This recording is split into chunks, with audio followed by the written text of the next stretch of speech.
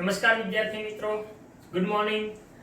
ગયા લેક્ચરની અંદર આપણે મનુષ્યના હૃદયની આંતરિક રચના અથવા એનો ઉભો છે તેની આકૃતિ દોરીતી નામ નિર્દેશન વાળી આજે આપણે એના પછીનો ખૂબ અગત્યનો એવો ટોપિક માનવ શરીરમાં રુધિરનું પરિવહન, હૃદયમાંથી રુધિરનું પરિવહન કેવી રીતે થાય એ આજે આપણે સમજીએ છીએ।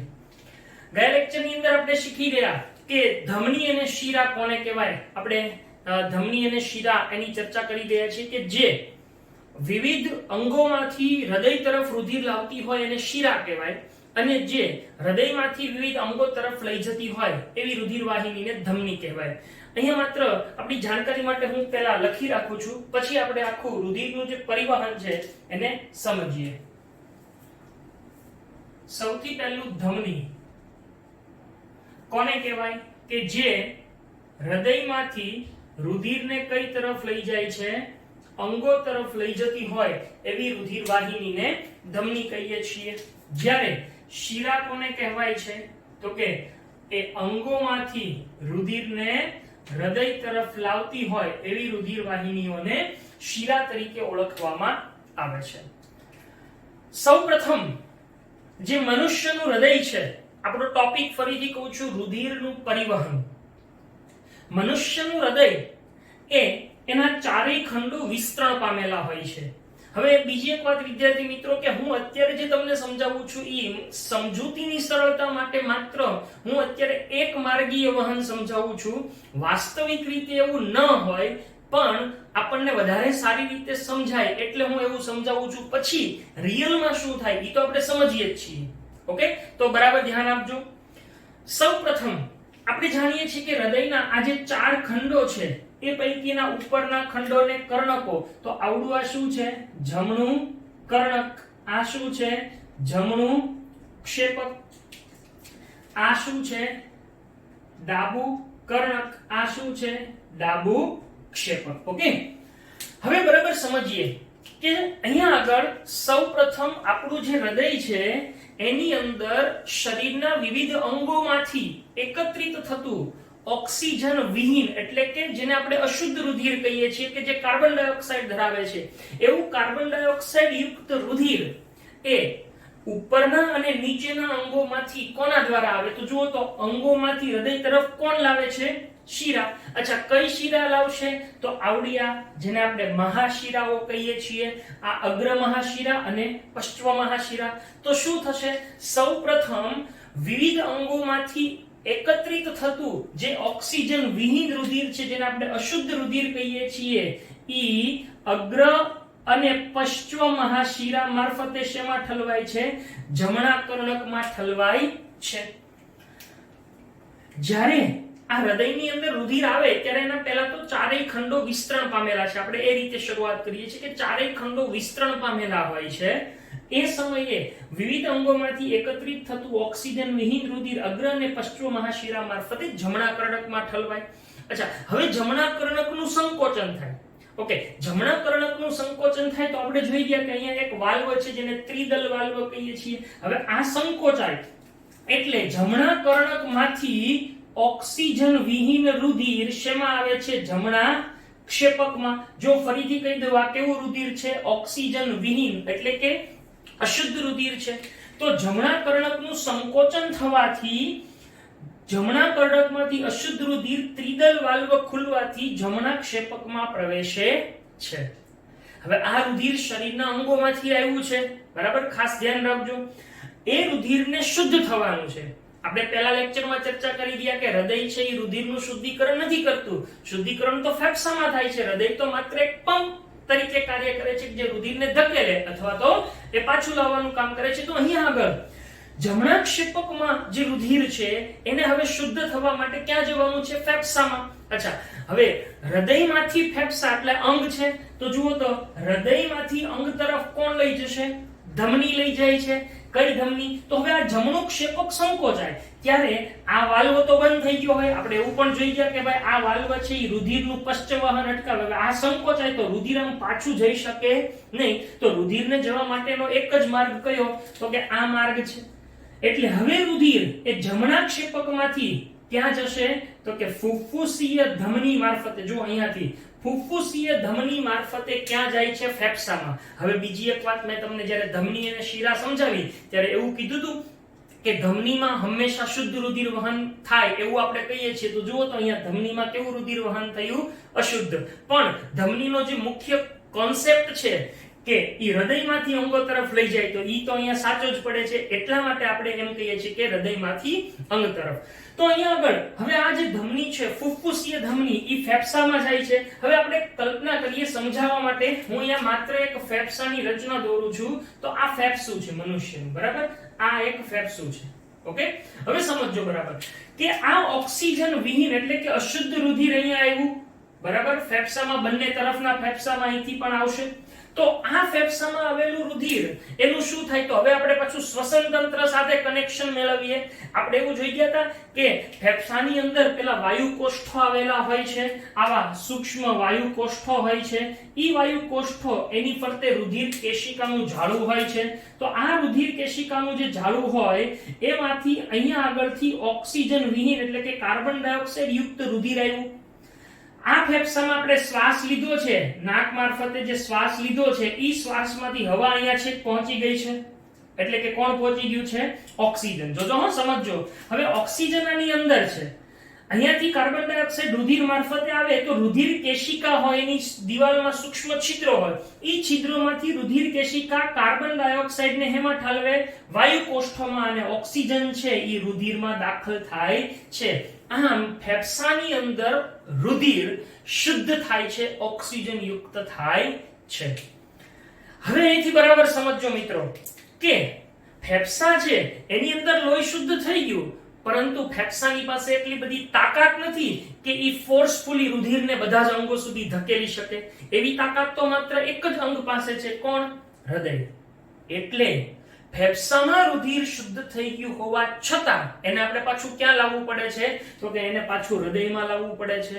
હવે ફરીથી અહીંયા જુઓ તો ફેફસા ઈ શું છે? અંગ. અંગમાંથી પાછું રુધિરને ક્યાં લાવવાનું છે? હૃદયમાં. તો ઈ કોણ કામ કરે છે? શિરા. હવે અહીંયા કઈ શિરા? તો કે ફેફસા સાથે જોડાશે ને ત્યારે એને ફુફ્ફુસીય શિરા અથવા ફુફ્ફુસીય ધમની આપણે કહીએ છીએ. તો હવે અંગમાંથી હૃદયમાં લાવવાનું કામ કરશે ફુફ્ફુસીય શિરા. તો અહીંયા જુઓ તો શિરામાં કેવું રુધિર વહન પામશે? શુદ્ધ એટલે કે ઓક્સિજન યુક્ત. એટલે આપણે એમ કહીએ કે શિરામાં હંમેશા અશુદ્ધ રુધિર વહન પામતું નથી. એક અપવાદ છે. તો હવે અહીંયાથી ખાસ ધ્યાન રાખજો કે રુધિર છે એ અહીંયા આવ્યું, અહીંયા આપણે નંબર આપતા જઈએ એટલે વધારે ખ્યાલ આવે. ત્યાંથી હવે શુદ્ધ રુધિર એટલે કે ઓક્સિજન યુક્ત રુધિર એ ફુફ્ફુસીય શિરા મારફતે ક્યાં ઠલવાય છે? ડાબા કર્ણકમાં ઠલવાય છે. બરાબર છે? એટલે કે ડાબા કર્ણકમાં શુદ્ધ રુધિર આવ્યું. હવે ફરીથી ડાબું કર્ણક છે એ સંકોચાય તો ડાબા કર્ણકનું સંકોચન થવાથી ઓક્સિજન યુક્ત રુધિર એ શેમાં ઠલવાય છે? ડાબા ક્ષેપકમાં ઠલવાય. એટલે કે અહીંયા આવશે. તો ડાબા કર્ણકમાંથી ડાબા ક્ષેપકમાં અહીંયા વાલ્વ ખુલશે, દ્વિદલ વાલ્વ, અને રુધિરામાં ઠલવાય. હવે ફરી વખત ક્ષેપકનું સંકોચન થાય, ડાબા ક્ષેપકનું સંકોચન થાય તો આ શુદ્ધ રુધિર સામે ડાબા કર્ણકમાં પાછું જઈ ન શકે, વાલ્વ છે. એટલે આ ડાબા ક્ષેપકમાં રહેલા રુધિરને જવા માટે માત્ર એક જ વાલ્વ, આ અર્ધચંદ્રાકાર વાલ્વ મારફતે અહીંયાથી ઓક્સિજન યુક્ત રુધિર એ આ 7 નંબર આપું છું મહાધમની દ્વારા. કોના દ્વારા? મહાધમની. હવે જુઓ તો અહીંયા હૃદયમાંથી બહાર જાય છે તો હૃદયમાંથી ક્યાં જાય છે? અંગો તરફ. ઈ કોણ લઈ જાય છે? મહાધમની. તો મહાધમની ઈ ઓક્સિજન વાળું લોહી હોય એને ક્યાં લઈ જાય છે? શરીરના વિવિધ અંગો સુધી લઈ જાય છે. આમ હૃદયમાંથી રુધિર છે ઈ આવી રીતે અંગોમાં જાય અને અંગોમાંથી રુધિર પાછું આવે છે. હવે આ તો આપણે વન વે પ્રોસેસ સમજ્યા કે જેથી તમે વધારે સ્પષ્ટ રીતે સમજી શકો. પણ હવે હું જે સમજાવું છું એ રિયલ છે કે શું થાય વાસ્તવિક રીતે રુધિરનું પરિવહન કેમ થાય. તો જુઓ, સૌપ્રથમ હૃદયના ચારેય ખંડો વિસ્તરણ પામેલા હોય છે. આ સમયે શરીરના વિવિધ અંગોમાંથી એકત્રિત થતું ઓક્સિજન વિહીન રુધિર એટલે કે અશુદ્ધ રુધિર ક્યાંથી આવશે? તો કે અગ્ર અને પશ્ચિમ મહાશિરા મારફતે શેમાં ઠલવાય છે? જમણા કર્ણકમાં ઠલવાય છે. એ જ સમયે ફેફસામાંથી ઓક્સિજન યુક્ત રુધિર ફુફ્ફુસીય શિરા મારફતે ક્યાં ઠલવાય છે? ડાબા કર્ણકમાં ઠલવાય છે. એટલે આમ બંને કર્ણકો એક સાથે રુધિરથી ભરાય છે. જમણું કર્ણક અશુદ્ધ રુધિરથી અને ડાબું કર્ણક શુદ્ધ રુધિરથી ભરાય છે. હવે આ બંને કર્ણકોનું એક સાથે સંકોચન થાય. ફરી વખત કહું છું, બંને કર્ણકોનું સંકોચન થાય તો જમણા કર્ણકમાંથી અશુદ્ધ રુધિર જમણા ક્ષેપકમાં અને ડાબા કર્ણકમાંથી શુદ્ધ રુધિર ડાબા ક્ષેપકમાં ઠલવાય છે. આમાં બંને ક્ષેપકો હવે રુધિરથી ભરાઈ જાય છે. આ બંને ક્ષેપકો એનું સંકોચન થાય ત્યારે આ બંને એ વિસ્તરણ પામેલા હોય છે. આમ તાલબદ્ધ રીતે સંકોચન અને વિસ્તરણની ક્રિયા થતી હોય. હવે આનું સંકોચન થાય તો જમણા ક્ષેપકનું સંકોચન થવાથી એમાંથી અશુદ્ધ રુધિર એ ફુફ્ફુસીય ધમની મારફતે શુદ્ધ થવા ફેફસામાં અને ડાબા ક્ષેપકનું ઓક્સિજન યુક્ત રુધિર એ મહાધમની દ્વારા શરીરના વિવિધ અંગોમાં જાય. તો જુઓ તો આમ હૃદયમાંથી આપણા રુધિરનું શરીરમાં બે અલગ અલગ માર્ગ ઉપર વહન થાય. એક ભાગ ફેફસામાં જાય, બીજો ભાગ શરીરના વિવિધ અંગો તરફ જાય. આમ મનુષ્યના હૃદયમાં રુધિરનું આવું બે અલગ અલગ પથ ઉપર પરિવહન થાય એટલે એને બેવડું પરિવહન તરીકે ઓળખવામાં આવે છે. એટલે અહીંયા આગળ એકનું એક રુધિર શરીર હૃદયમાં બે વખત આવે છે. પહેલા અશુદ્ધ રુધિર આવ્યું, ઈ પાછું શુદ્ધ થઈ અને પાછું હૃદયમાં આવી અને પછી બીજા અંગો તરફ જાય છે. અહીંયા આગળ આ જે ઘટના આખી જોઈ એને આપણે વધારે સરળતાથી યાદ રાખી કેવી રીતે શકીએ તો હું અહીંયા તમને મુદ્દાસર લખી દઉં છું અને ખૂબ સરસ રીતે તમે એને યાદ રાખી શકશો અને લખી શકશો.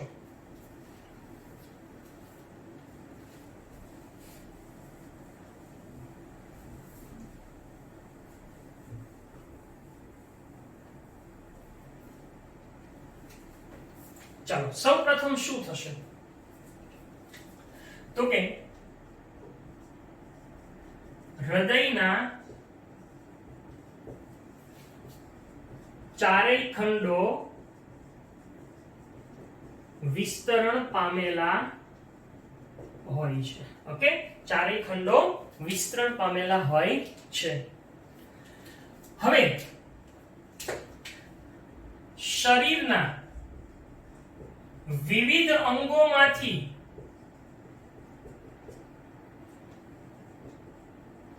કેવું રુધિર? ઓક્સિજન વિહીન રુધિર કોના મારફતે? અગ્ર અને પશ્ચ મહાશિરા મારફતે શેમાં ઠલવાય છે? જમણા કર્ણકમાં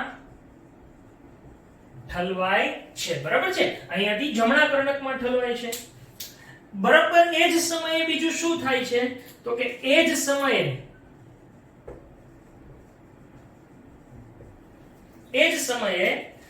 ફેફસામાંથી કેવું રુધિર? ઓક્સિજન યુક્ત રુધિર. તો અહીં આપણે લખશું કે ફેફસામાંથી ઓક્સિજન યુક્ત રુધિર. ઓકે, ઈ કોના મારફતે આવે છે? જેમ અહીંયા આપણે જોયું પશ્ચ અને અગ્ર મહાશિરા, એ કોના મારફતે આવે છે તો કે ફુફ્ફુસીય શિરા મારફતે. ઓકે, શેમાં ઠલવાય છે તો કે ફુફ્ફુસીય શિરા મારફતે ડાબા કર્ણકમાં ઠલવાય છે. એટલે અહીંયા આવશે કે ડાબા કર્ણકમાં ઠલવાય છે. ઓકે, હવે શું થશે? ડાબું કર્ણક અને જમણું કર્ણક બે રુધિરથી ભરાઈ ગયા છે તો બંને કર્ણકોનું એક સાથે સંકોચન થશે. એટલે હવે અહીંયા આગળ બંનેનું એક સાથે સંકોચન થાય છે. હવે બંનેનું એક સાથે સંકોચન થાય ત્યારે શું થાય તો કે જમણા કર્ણકનું ઓક્સિજન વિહીન રુધિર જમણા ક્ષેપકમાં અને ડાબા કર્ણકનું ઓક્સિજન યુક્ત રુધિર ડાબા ક્ષેપકમાં પ્રવેશે છે. એટલે સિમ્પલી કે જમણા કર્ણકમાંથી એ રુધિર શેમાં આવે છે? જમણા ક્ષેપકમાં ઠલવાય છે. અને એવી જ રીતે ડાબા કર્ણકમાંથી ઓક્સિજન યુક્ત રુધિર એ શેમાં ઠલવાય છે? ડાબા ક્ષેપકમાં ઠલવાય છે. હવે આ બંને ક્ષેપકો રુધિરથી ભરાઈ જાય એટલે ફરીથી બંને ક્ષેપકોનું એક સાથે જ શું થાય છે? સંકોચન થાય છે. હવે બંનેનું એક સાથે સંકોચન થયું એટલે શું થશે તો કે જમણા ક્ષેપકનું ઓક્સિજન વિહીન રુધિર ફુફ્ફુસીય ધમની મારફતે ઓક્સિજન યુક્ત એટલે કે શુદ્ધ થવા કઈ તરફ વહન પામે છે ફેફસા તરફ એટલે જમણા ક્ષેપકમાંથી ઓક્સિજન વિહીન રુધિર ઓક્સિજન યુક્ત થવા ક્યાં જાય છે તો કે ઓક્સિજન યુક્ત થવા એ ફુફ્ફુસીય ધમની મારફતે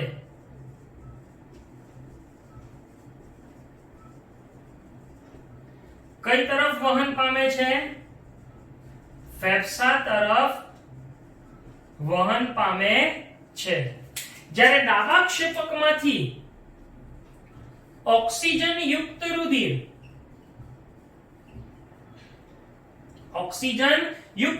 કોના મારફતે સીધું તો કે મહાધમની મારફતે ક્યાં જશે કે ફેફસા સિવાય ખાસ યાદ રાખજો ફેફસા સિવાયના શરીરના વિવિધ અંગો તરફ પરિવહન પામે છે બરાબર આમ હૃદયમાંથી રુધિરનું બે અલગ અલગ પથ પર પરિવહન થતું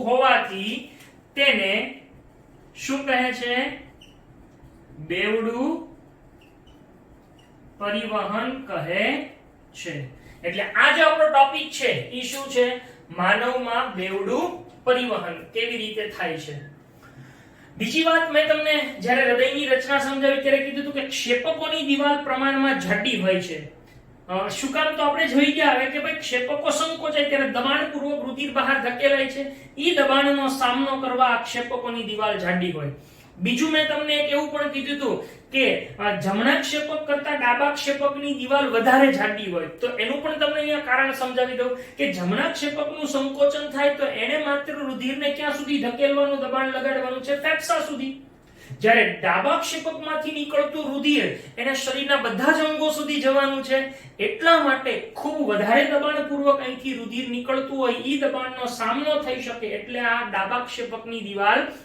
પ્રમાણમાં વધારે જાડી હોય છે તો આ રીતે રુધિરનું બે અલગ અલગ પથ ઉપર પરિવહન થાય છે બીજી પણ એક તમને વાત કરી દઉં કે અહીંયા આગળ જે મનુષ્યનું હૃદય છે ને એને ખરેખર આપણે આમ બે ભાગમાં વહેંચી શકીએ એક જમણું હૃદય અને એક ડાબું હૃદય જમણું હૃદય એટલે એમાં જમણા કર્ણક ને જમણા ક્ષેપકનો સમાવેશ થાય ડાબું હૃદય ડાબા કર્ણક અને ડાબા ક્ષેપકનો સમાવેશ થાય બીજું તમે એક માર્કિંગ કર્યું હોય તો તમને ખ્યાલ આવશે કે જમણા ભાગમાં હંમેશા ઓક્સિજન વિહીન રુધિર જ વહન પામશે અથવા આવશે દાખલ થશે જ્યારે ડાબા ભાગમાં હંમેશા ઓક્સિજન યુક્ત રુધિર જ આવે છે તો આ રીતે આપણું હૃદય એક કાર્ય કરતું હોય છે આની સાથે જ સંકળાયેલો એક ટોપિક છે કે ઓક્સિજનનો રુધિરમાં ફેફસા મારફતે પ્રવેશ તો એ આપણે ઓલરેડી આની સાથે જોઈ લીધું પણ મારે તમને જે વાત કરવી છે એમાં ટોપિકમાં સાથે આપેલું છે કે આપણું હૃદય એ ચતુષ્ખંડી છે કે એક કારણોસર આપણું જે હૃદય છે એ ઓક્સિજન યુક્ત અને ઓક્સિજન વિહીન રુધિરને મિશ્ર થતું અટકાવે છે જેથી આપણને ઓક્સિજનનો કાર્યદક્ષ પુરવઠો આપણી જેટલી જરૂરિયાત છે એટલો પુરવઠો પ્રાપ્ત થઈ શકે છે આપણે આ ઓક્સિજનનો પૂરતો જથ્થો પ્રાપ્ત કરવાની શું જરૂર છે તો બહુ મજાની વાત છે કે આપણે બધા ખાસ કરીને પક્ષીઓ અને મનુષ્ય સહિતના સસ્તનો એમણે પોતાના શરીરનું તાપમાન જાળવી રાખવા માટે સતત ને સતત ઊર્જાની જરૂર પડે છે હવે ઊર્જા છે એ પાછી આપણે જોઈ ગયા કે આપણે જારક શ્વસન દર્શાવીએ તો એમાં ઓક્સિજન જોઈએ તો આ શ્વસનને અંતે જે શક્તિ ઉત્પન્ન થાય છે એ વધારે પ્રમાણમાં ઉત્પન્ન થાય એટલા માટે ઓક્સિજનની દરેક કોષને મહત્તમ ઉપયોગિતા હોય છે એટલા માટે આ સસ્તનો છે એનું હૃદય ચતુષ્ખંડી જોવા મળે છે પક્ષીઓ અને હૃદય જે સસ્તનો છે એનું હૃદય ચતુષ્ખંડી હોય છે આપણે એવું પણ જોઈ ગયા છીએ તમે 9મા ધોરણની અંદર કે જે ઉભયજીવીઓ છે દેડકા ને એ પ્રાણીઓ અને સરીસૃપો એમના હૃદય ત્રિખંડી હોય. અચ્છા, ત્રિખંડી હોય તો એની અંદર શું હોય તો કે સામાન્ય રીતે 2 કર્ણકો અને 1 ક્ષેપક હોય. એનો મતલબ કે એના હૃદયમાં રુધિર મિશ્ર થતા હોય, ઓક્સિજન યુક્ત અને ઓક્સિજન વિહીન. પરંતુ આવા પ્રાણીઓ આવા ઓક્સિજન યુક્ત એટલે કે મિશ્ર રુધિર છે એનો સહન કરી શકે છે, એમની સહન શક્તિ વધારે હોય છે, સહનશીલતા હોય છે, એટલા માટે એમને આવું ત્રિખંડી હૃદય પરવડે છે.